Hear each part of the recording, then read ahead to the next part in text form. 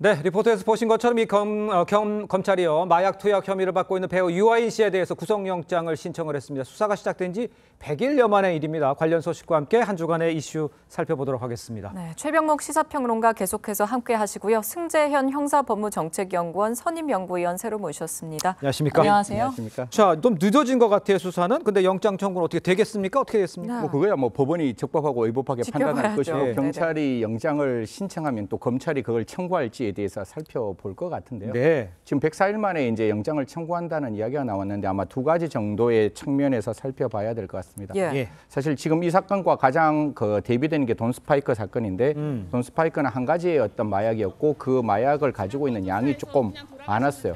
흔히 말해서 공급자의 지위도 함께 가지고 있었다라는 측면이기 때문에 바로 구속을 할 수밖에 없었고 네. 지금 유아인 씨 그게 늦어서 그게 없어졌는지 아니면 처음부터 없었는지는 모르겠지만 유아인 씨에 대한 압수수색을 하더라도 우리가 그 관련된 마약을 가지고 있었다 이런 정황들은 언론에 나와 있지 않잖아요. 네. 그렇기 때문에 아마 이런 부분들이 있었고 지금 유아인 씨는 5가지 마약에 대해서 3가지에 대해서는 의료용이다. 하나의 대마에 대해서는 했는 적이 있고 코카인은 전혀 기억나지 않는다라고 했을 때 만약 이런 상태에서 갑자기 구속하면 딱 30일 만에 기소해야 되거든요. 경찰이 10일 검찰로 넘어가서 2회 연장해서 20일 정도 가능한데요. 그 사이에 만약에 자칫 코카인에 대한 그 사건이 어디서 어떻게 무엇을 했는지 모르면 그 사건은 공소가 안 될 수 있는 부분이라서 좀 천천히 했는데 지금 이제 좀 지켜보면 되지 않을까. 지금 검찰이 이제 사건 송치하고 구속영장 청구한다면 어떻게 될지 좀 살펴봤으면 좋겠다라는 말씀드리겠습니다. 예, 아까 제가 언급하는 도중에 이제 검찰이라고 얘기를 했는데 경찰이 구속영장을 신청하고 거다 이렇게 얘기를 다시 한번 정리를 해드리겠습니다. 예.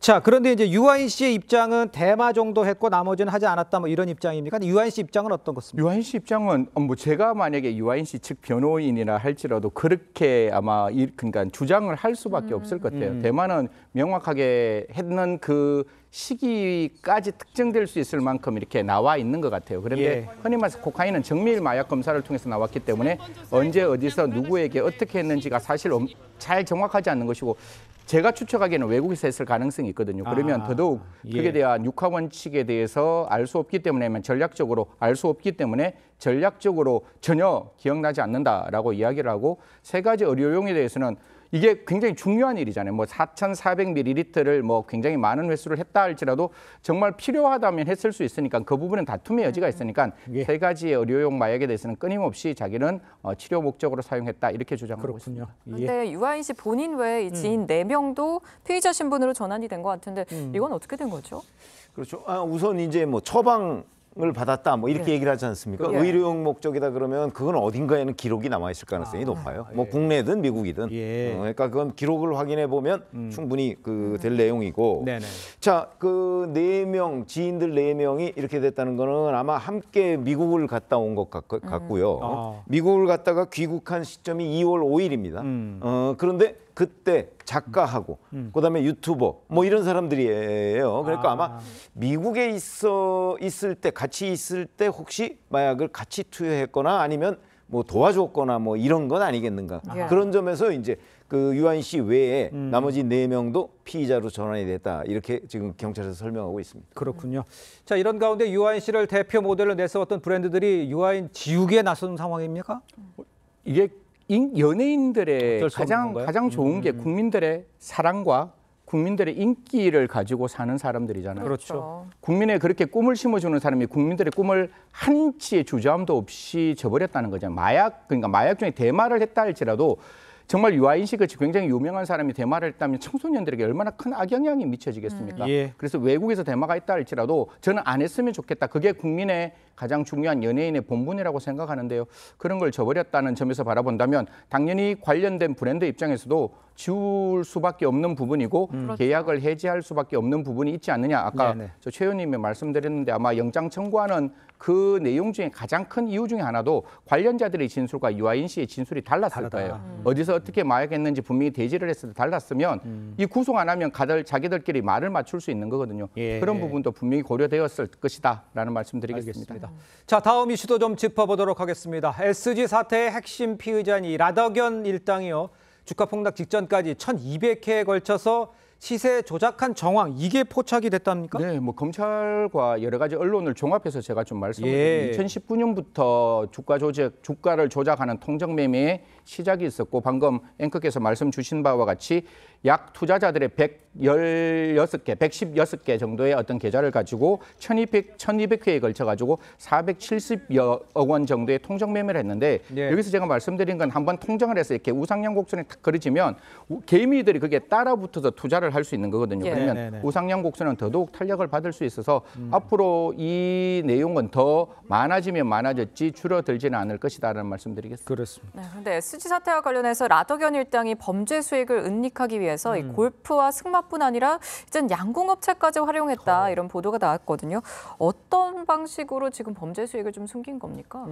그러니까 예를 들어서 이런 거죠. 뭐 갤러리 압수수색을 했던데 예. 뭐 이런 데도 이제 미술품을 뭐 이제 그 투자자들이 사는 형식.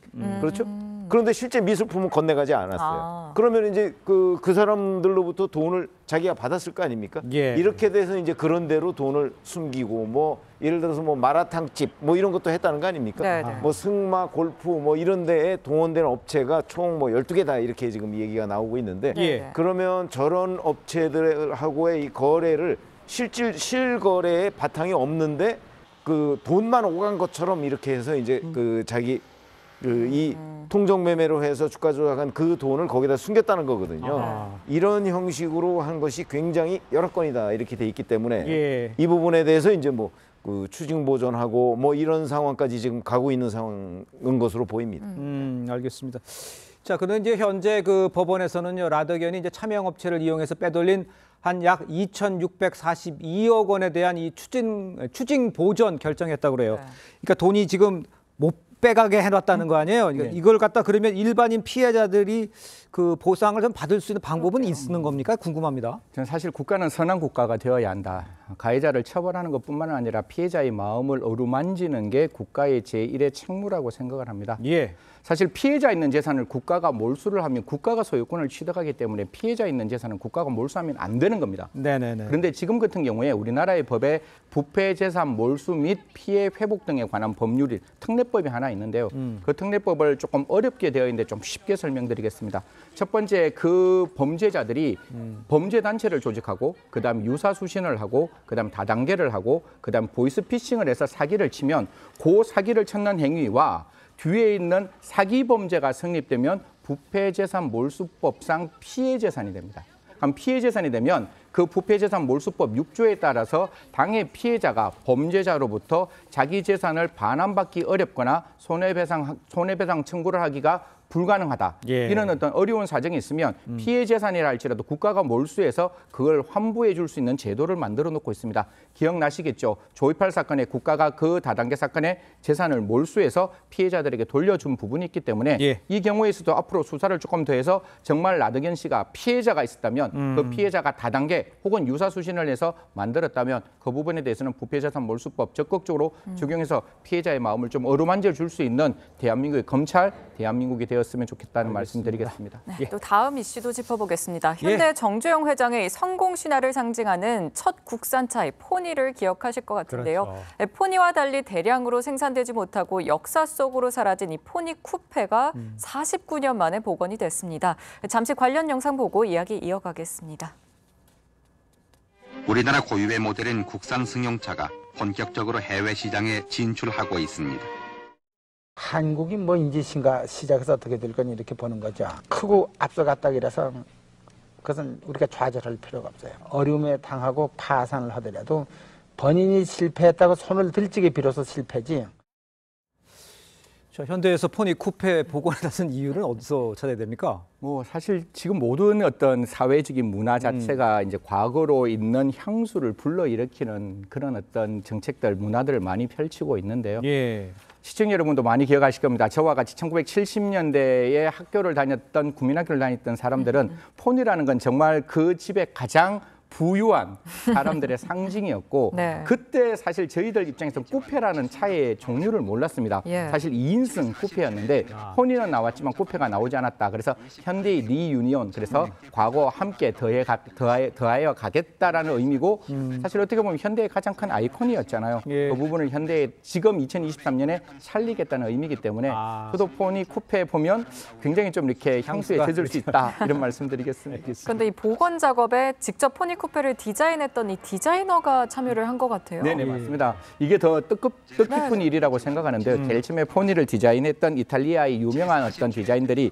같이 이제 들어왔고 혹시 기억하시는지 모르겠지만 이 뒤에 포니, 엑셀, 프레스토, 스텔라, 소나타 1, 2 이런 것들이 계속 만들어지는 과정에 있어서 디자인했는 것으로 나와 있는데요. 뭐 저도 만약에 포니 쿠페가 한 대밖에 지금 안 나온다 뭐 이런 말들이 있는데 양산이 되면 한 번 정도 생각해 보지 않을까 그런 말씀드리겠습니다. 최병훈 위원님도 폰이 기억나실 텐데 양산이 기억이 나죠. 기억나죠. 좀 앞으로 대량 생산될 가능성이 있다고 합니까? 있으면 근데 이게 1974년에 그 포니 쿠페 처음 나왔었던 걸 지금 복원한 거잖아요. 그렇습니다. 네. 1974년하고 지금하고는 어마어마한 기간 차이가 있어서 이제 결국 양산이 된다는 얘기는 저 모델을 선호하는 사람들이 소비자들이 있어야 되는 거 아니겠습니까? 예. 그런 점에서 본다면 선호하는 사람들이 과연 있을까? 소비자들의 취향이 어떨까 하는 것들을 점검하고 난 뒤에 양산 여부를 결정해야 되겠죠. 알겠습니다. 잠시나마 우리 향수에 한번 젖어봤습니다. 자, 두 분과는 여기서 인사 나누겠습니다. 고맙습니다. 고맙습니다. 감사합니다.